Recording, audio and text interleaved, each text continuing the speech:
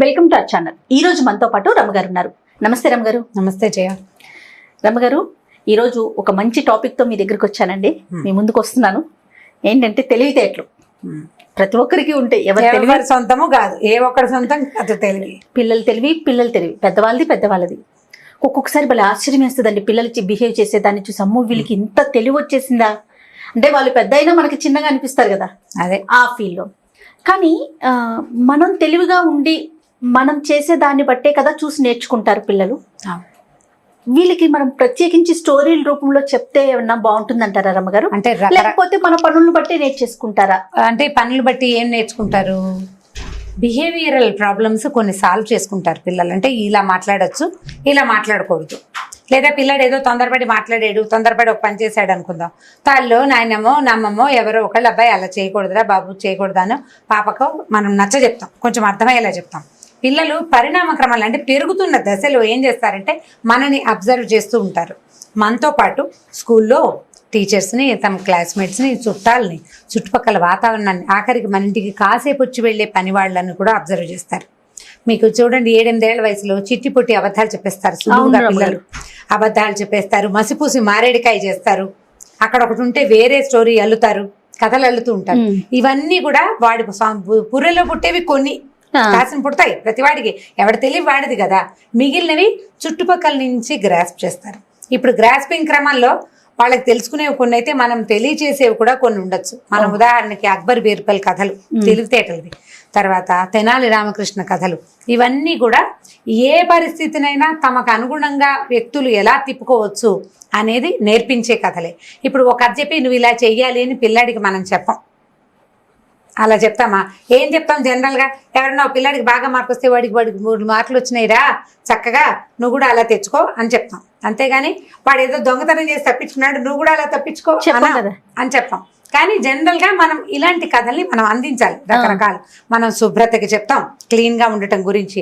అక్కడి నుంచి రకరకాల తెలివితేటల కథలు. ఎందుకంటే మనం సామెతలు ఉన్నాయి, తాడిని తన్నేవాడు ఒకడు ఉంటే వాడి తలని తన్నేవాడు ఇంకొకడు ఉంటాడు. ఇప్పుడు నీదొక తెలివి, నీ పై తెలివి, అంతకంటే పై తెలివి. మనం ఇప్పుడు జనరేషన్ కూడా ఎలా ఉంది, ఇదివరకట్లాగా లేదు. ఇదివరకు పిల్లలు 3వ నెల వస్తే గానీ బోర్ల పడేవాళ్ళు కాదు, ఏదో ఒక పలకరించడం పలికేవాళ్ళు కూడా కాదు. ఇప్పుడు నెల తిరిగేసరికి వాడు తలకాయ ఎత్తి చూసి మనని అనడానికి, పలకరించడానికి, చుట్టుపక్కల ఉన్న వాళ్ళని విడివిడిగా గుర్తుపట్టడానికి కూడా ట్రై చేస్తోంది ఈ జనరేషన్. అవును, వాళ్ళకే తెలుసు, మనం కూడా కొన్ని తెలియజేయచ్చు. చిన్న చిన్న తెలివితేటల కథలు, చాలా చిన్నవి. అక్బర్ బీర్బల్ కథలు, తెనాలి రామకృష్ణ కథలు నెంబర్ 1 అందులో. మంచి కథలు. అయితే ఒక చిన్న స్టోరీ చెప్దాం చూడండి, సరదాగా ఉంటుంది. అబ్జర్వేషన్ లో భాగం అన్నమాట. మనం మామూలుగా ఇప్పుడు ఎవరింటికో వెళ్ళాం భోజనానికి తీసుకెళ్తాం పిల్లల్ని. మన పిల్లలు కంచం చుట్టూతా మెతుకులు పోస్తూ తింటున్నారు అనుకుందాం, ఇంట్లో తింటారు. పిల్లలకి నేర్పిస్తాం, నీట్ గా తినాలి, చక్కగా టైడీగా ఉండాలి,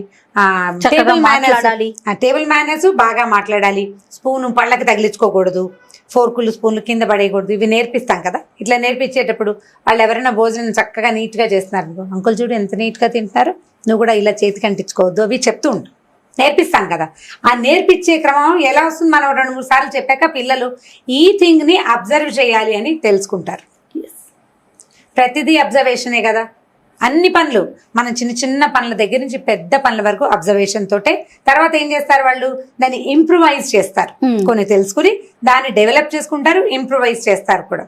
ఈ కథ చూద్దాం చూడండి. ఒక ఊళ్ళోనట ఓ బ్రాహ్మణ ఇంట్లో పెద్ద భోజన పంక్తి జరుగుతుంది. వాళ్ళ ఇంట్లో ఏదో పూజ అయింది.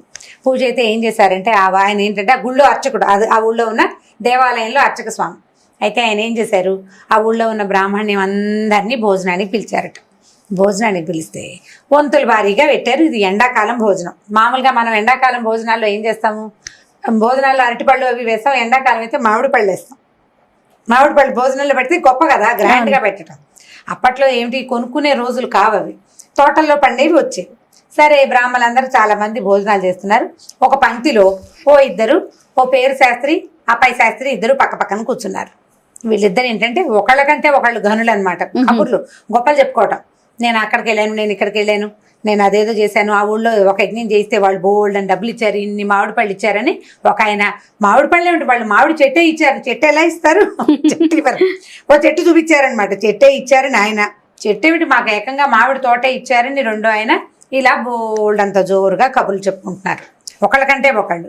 సరే ఈ భోజనాల పంక్తిలో సగపడి భోజనం అయిపోయింది, సాంబారు పులుసులు అవి అయిపోయాక పెరుగు వడ్డిస్తారు కదా, పెరుగు ముందు అందరికీ తలా ఒక మేలు రకపు మామిడి పళ్ళు చక్కగా మంచి రసాలు పెట్టేసరికి వీళ్ళు కబుర్లు చెప్పుకుంటున్నారు. ఈ లోపల ఏమైందంటే అవతల పంక్తిలో ఎవరో మాట్లాడుతుంటే ఈ పేరు శాస్త్రి గారు అప్పయ్య శాస్త్రి గారు ఇద్దరు ఉన్నారు కదా, పేరు శాస్త్రి గారిని ఎవరో పిలిచారు.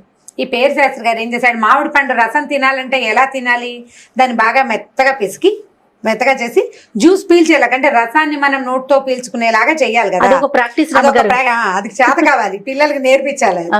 వీళ్ళిద్దరు ఏం చేస్తారు, చెరుకో మామిడి పండు చెత్తపుచ్చుకున్నారు, ఇటా అంటున్నారు, దాన్ని మెత్తగా చేస్తున్నారు అనమాట. ఒక ఆయన కంచం కేసి ఆ కేసు చూసుకుంటున్నాడు, రెండో ఆయన అడి తిరిగి మాట్లాడుతున్నాడు ఆ పక్కకి తిరిగి. ఇంతలో ఏమైంది, ఆయన అడి తిరిగాడు, ఈ కంచం కేసి చూస్తున్న ఆయన చేతిలో ఎంచి ఇలా అంటుంటే స్పీడ్ ఎక్కువ ఈ టెంక్ ఎగిరి పక్క ఆయన ఆకులో పడింది. టక్కుమని ఏంది మామిడి పళ్ళ జారిపోతుంది, రసంలో టెంక సులువుగా తొక్క ఈయన చేతిలో ఉండిపోయింది, టెంక ఎగిరి చిటుక్కున పక్క దాంట్లో పడేసరికి ఆయన భయం వేసింది. అయ్యో రామా పక్క దాంట్లో పడింది, అసలే ఈయనకి మాటలు ఎక్కువగా ఉన్నాయి, ఏం పోట్లాడి ఏం గోల్ చేశాడో, భోజన పంక్తుల నుంచి లేచి వెళ్ళిపోతే అవమానం, తప్పు, బాగుండదు, ఏం చెయ్యాలో అర్థం కాలేదు ఈయనకి. సరే అటు ఇటు చూస్తున్నాడు, ఎవరు చూడలేదు, ఈయన అదృష్టం బాగుండి ఎవరు చూడలే.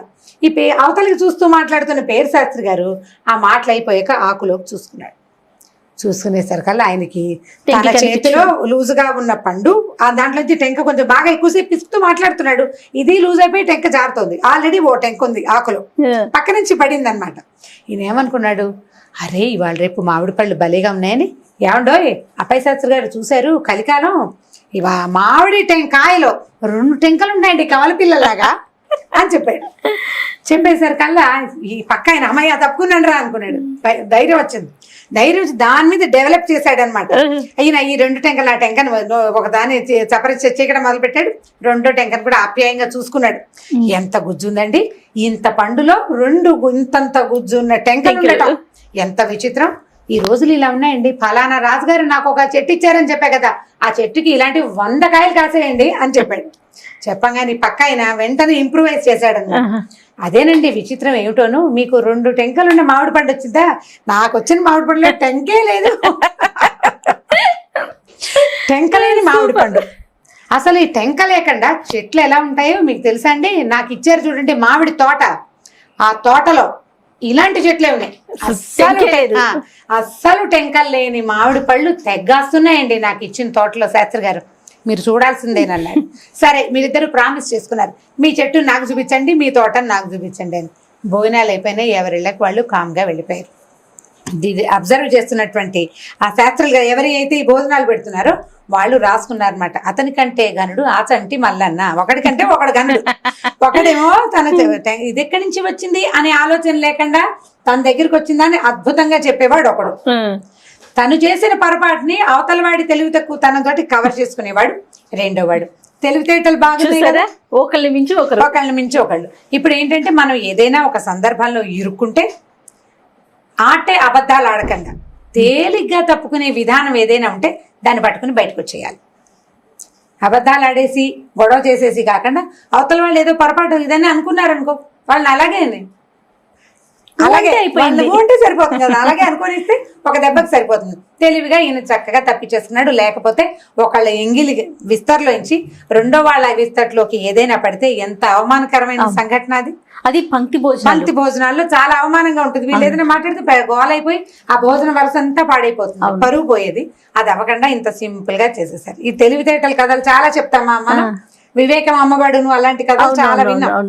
అలాంటి వాటిలో ఈ చిట్టి కథ బాగుందండి, పిల్లలకి చాలా ఫన్నీగా ఉంటుంది, ప్లస్ ఆలోచించే విధంగా కూడా ఉంది కదా, ఆలోచింప చేస్తుంది కథ. అదే ఇప్పుడు నేను బ్రాహ్మల పేరు చెప్పానని మీరు అన్నేదా భావించద్దు. ఈ కథ రాసిన వారు ఏం రాశారో నేను అదే చెప్పాను. తప్పకుండా బ్రాహ్మలే తినాలా మామిడి పండు అని మీరు అడిగితే నా దగ్గర సమాధానం లేదు. నేను అది చదివిన కథ యథాతథంగానే చెప్తున్నాను. దీని కావాలంటే మీకు తోచిన పేరు మీరు పెట్టుకోండి. ఈ కథలే పిల్లలు వినరు, సాధారణంగా తల్లులు వింటారు. అంతే కదా. ఇప్పుడు మేము ఇప్పుడు నేనున్నాను, మీరు చెప్పిన కథే చెప్పను, క్యారెక్టర్స్ నా ఇష్టం వచ్చిన పేర్లు మీకు తోచినట్టుగా. ఇంకొక విషయం తెలుసా రమ్మగారు, క్యారెక్టర్ పేర్లు కూడా మా పాప నాకు చెప్పేస్తుంది, పాపకి ఈ పేరు పెట్టు, బాబుకి ఈ పేరు పెట్టు అంటే అందులో ఉన్న క్యారెక్టర్లు వాళ్ళ ఇష్టం. ఇట్లాగే పిల్లలందరూ కూడా అంతేనండి, చెప్పే విధానం మనం మార్చుకోవాలి. అంటే ఇప్పుడు తల్లులు కూడా అలాగే అనుకుని రమ్మగారు బ్రాహ్మల పేర్లు చెప్తున్నారని అదే భావనలో అంటున్నాను, దానికే ఉండద్దమ్మా. చెప్తున్నాను. రైటర్ రాసిన దాని ప్రకారం ఒక కథకుడు రాసేది కథ బాగుంది కదా, సరదాగా తెలివిగా ఉంది, పిల్లలకి చెప్పడానికి కథని బాగుంటుంది. కథలాగా మాత్రమే చూడండి చాలు. అదే right, thank you so much రమ్మ గారు. Okay, ఇంకొక జయ. స్టోరీతో మళ్ళీ కలుద్దాం. తప్పండి.